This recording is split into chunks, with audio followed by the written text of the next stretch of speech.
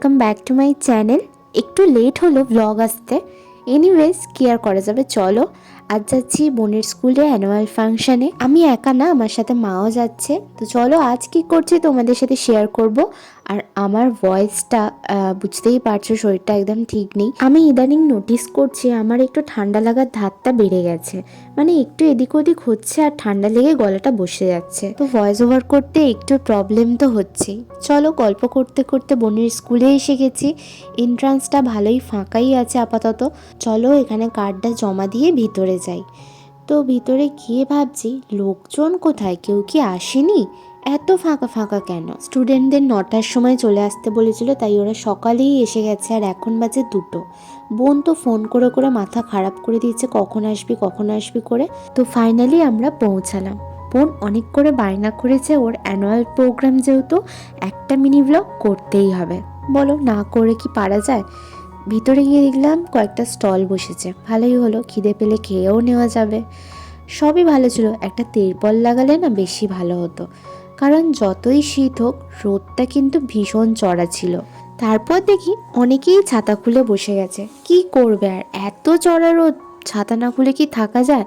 আমরাও যদি ছাতা আনতাম হয়তো ছাতা খুলেই বসে যেতাম, বাট প্রোগ্রাম শুরু হলে ছাতাগুলো নিশ্চয়ই বন্ধ করে দেবে। দেখা যাক কি হয়।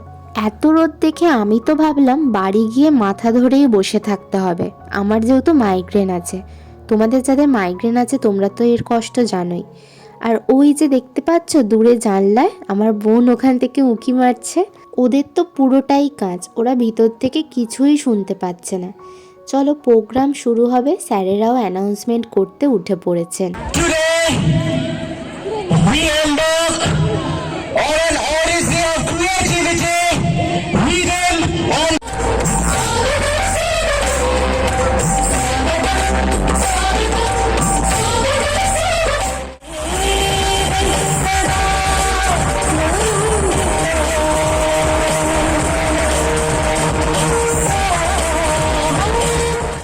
এবার আমার বোন পারফর্ম করতে উঠেছে, ওরা একটা কোরাস পারফর্ম করবে। তো কেমন হয়েছে শোনো।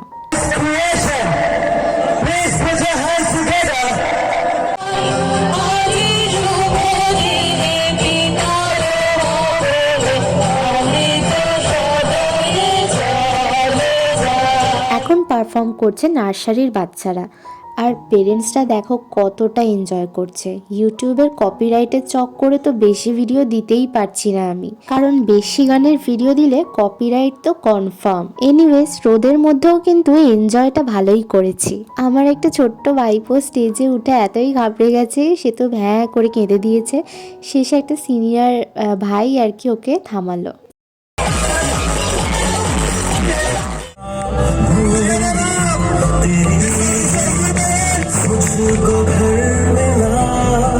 বাজে এখন 4:30, আনতে গেলাম বোনকে, ভাবছিলাম যে একসাথে দেখবো। তোকে ব্যাকডোর থেকে নিয়ে চলে গেলাম স্টলে গিয়ে কফি পকোড়া নিলাম, আর তারপরে যাচ্ছি সিট খুঁজতে। আর এখন আমরা কিন্তু একটু ফ্রন্টেই সিটটা খুঁজবো, কারণ ছোটদের পেরেন্টসরা চলে গেছে, সেই কোন 9টায় এসেছে, ওদের আর এনার্জি থাকে? তো ওরা চলে গেছে, মোটামুটি এখন ফাঁকা। চলো সামনের দিকটায় গিয়ে বসি। সামনের দিকে গিয়ে দেখলাম যারা পিছনে ছিল তারাই সামনের দিকে চলে গেছে, তো আমাদের সেই মিডিলেই বসতে হলো। চলো একটুখানি প্রোগ্রাম দেখে বাড়ি ফিরে যাব।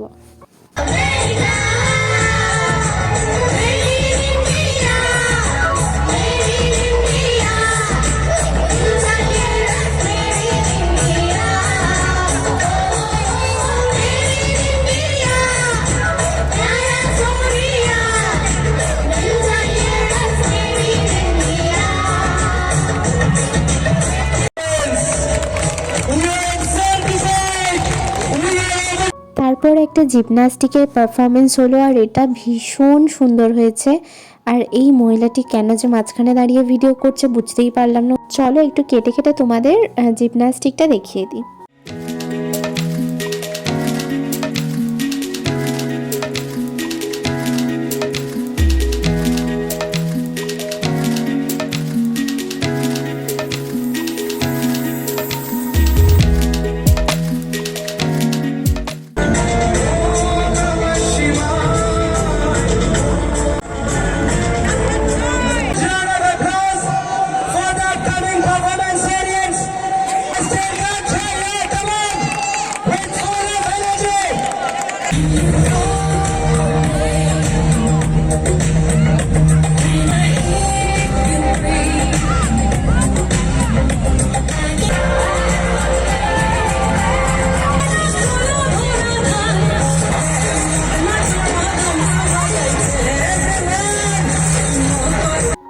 উফ, বাচ্চাটা এনজয় করছে খালি, দেখছো? নেচেই চলেছে সেই থেকে। চলো, খিদে পেয়ে গেছে, একটুখানি স্টলের দিকে যাই, কিছু খাওয়া দাওয়া করি। খেয়ে এসে দেখবো সামনের দিকে সিট পাই কি, কারণ এর পরের পারফরমেন্সগুলো দারুণ হতে চলেছে। তো চলো, দেখতে থাকো আর সাথে থাকো।